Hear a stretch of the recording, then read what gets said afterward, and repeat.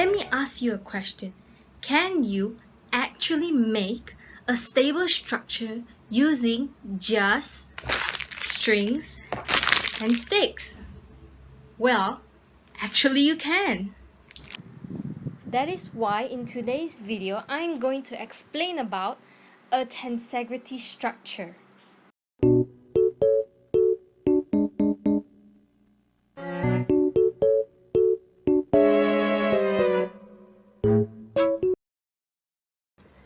As you can see here, this is a simple 3D model of a tensegrity structure made out of popsicle sticks and strings.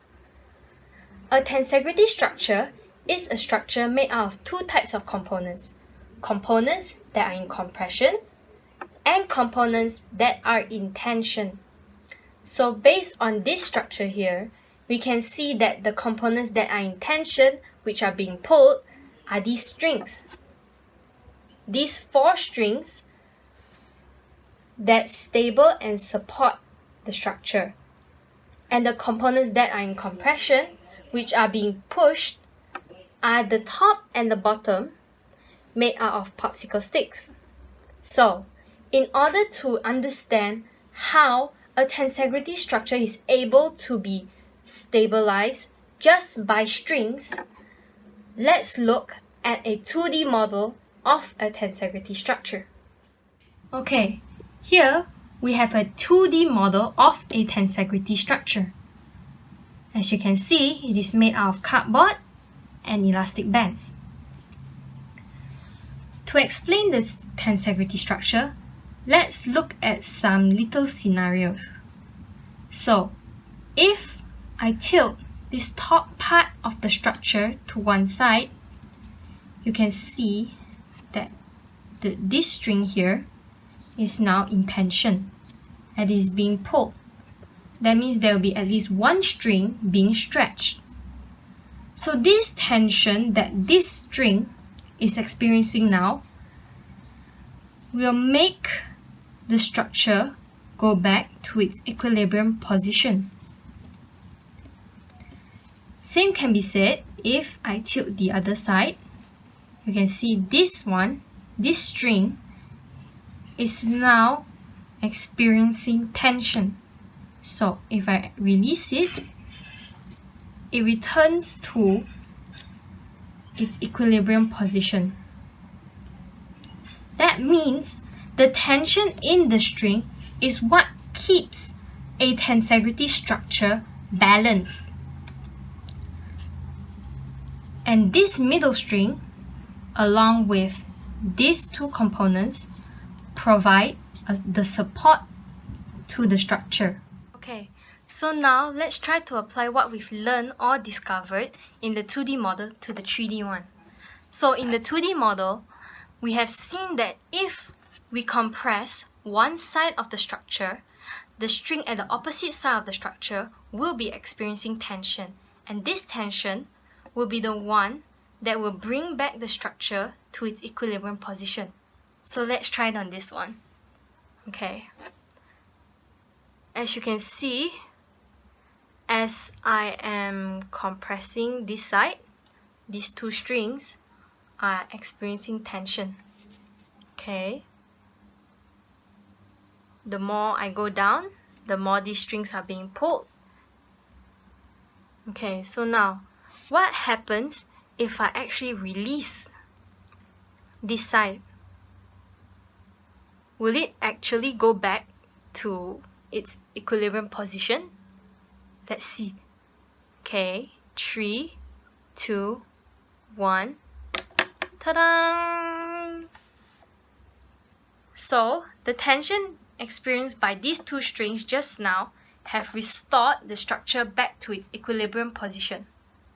So now, let's see how much this structure can actually hold.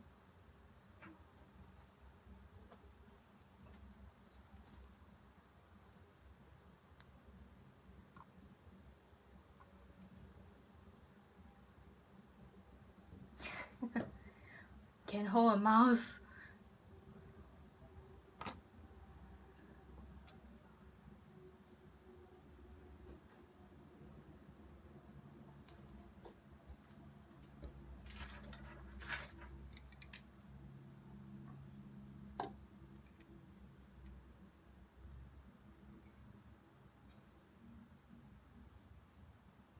Okay, so what actually happens if one of the strings can't actually support the tension?